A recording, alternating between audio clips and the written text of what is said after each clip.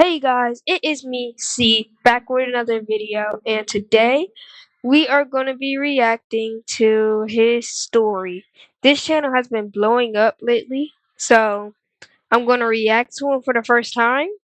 I never watched him before, so let's find out how it's going to be. So first thing we're going to start with is, we're going to be reacting to is Dad Came Back For Me. Here we go.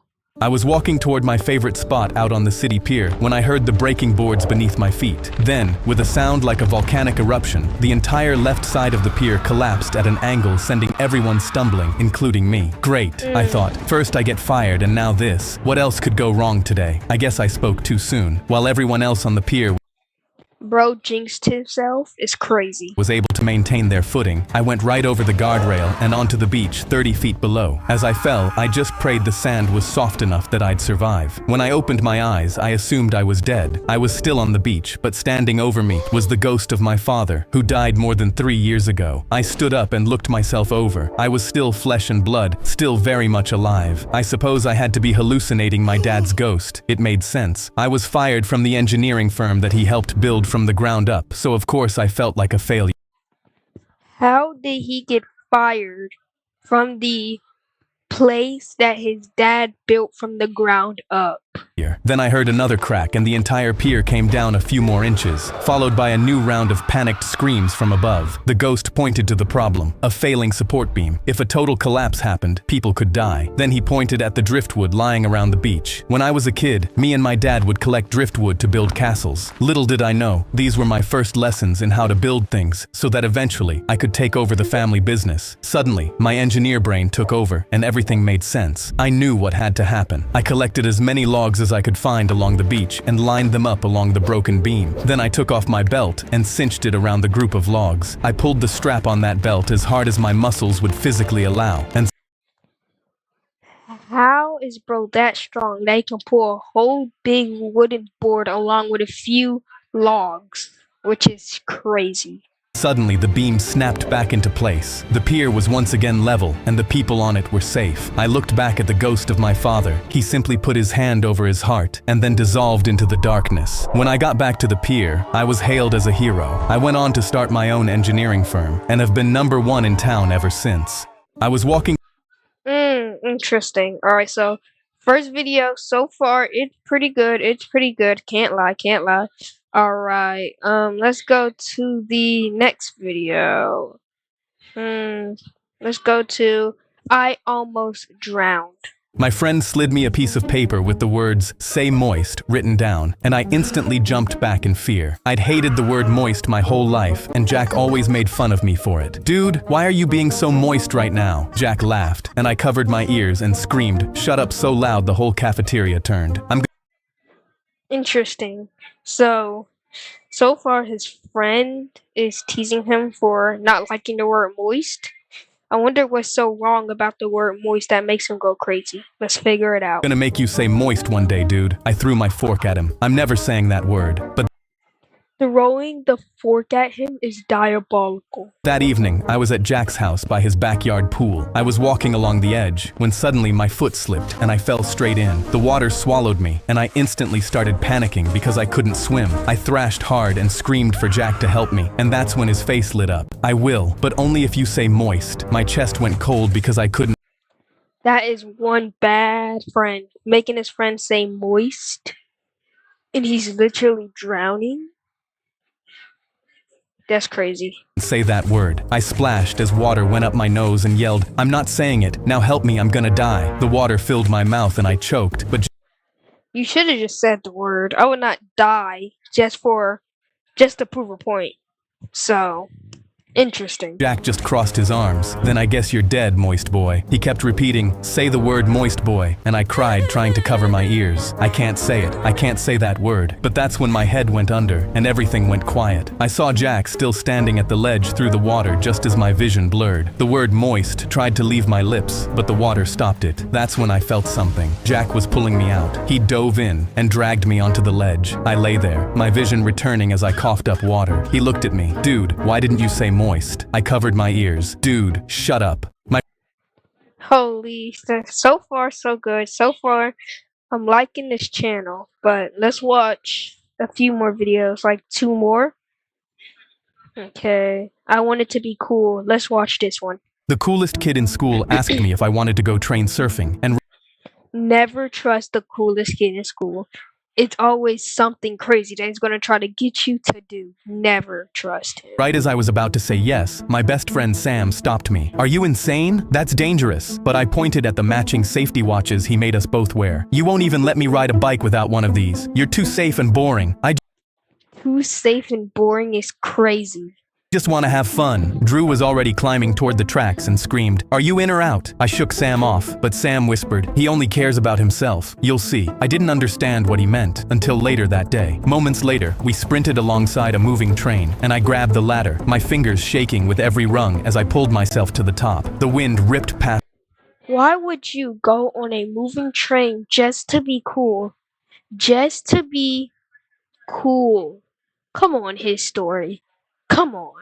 My face, and I'd never felt so alive. Drew was howling with laughter, and for a second, Sam's warning felt stupid. But then we heard sirens. Cops saw us and were chasing the train, screaming at us to get down. My heart pounded because this wasn't fun anymore. It was terrifying. The train lurched faster, and I dropped flat, my knuckles white against the cold metal roof, my heart slamming so hard my safety watch buzzed, flashing 180. I couldn't move. "Drew, I can't move. Help me." But Drew was already swinging down the ladder to jump. He looked back at me and smirked. "I'm not helping you. Not my fault you're a puss. Then he No.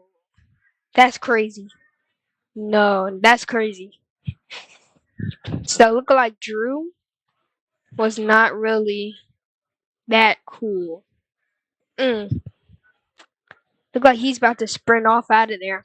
Alright. leapt off the train and rolled into the grass, sprinting away. And right then, it hit me. He only cared about himself, and I was either going to die or get arrested. I reached for the ladder, but my sweaty grip slipped. I fell off, and everything went black. When I woke up, I realized I was in a ditch far outside the city, my body broken and bleeding. The train was long gone. I was completely alone, and no one knew where I was. I thought I was going to die, but then I heard footsteps running towards me. It was Sam, out of breath. "I thought you were dead. What the hell happened?" I almost cried of relief, but I was confused. "How did you even find me? I'm so far away." Sam pointed at my watch. "Your watch showed your heart rate spiked to 180 and then flatline movement. I tracked your location and came as fast as I could." So it looked like Sam has his location depending on his heart rate. Interesting, you guys.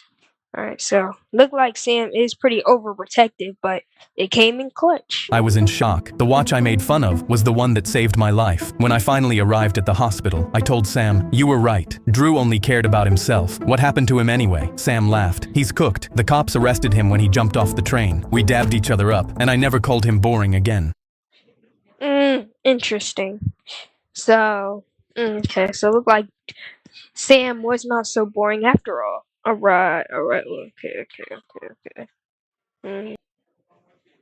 My big brother Eli and I played Jinx every day, and he'd managed to convince me that getting jinxed meant I actually lost the ability to use my voice. I'd put my hands together for him to unjinx me so I could speak again, but he'd just laugh and walk away, leaving me in silence for hours. But then one day Eli jinxed me and ran upstairs, and that's when I heard something behind me. An intruder was climbing in through our window. He dropped onto our carpet, and my whole body froze with fear. I wanted to yell for Dad, but my lips stayed shut because Your lips stayed shut?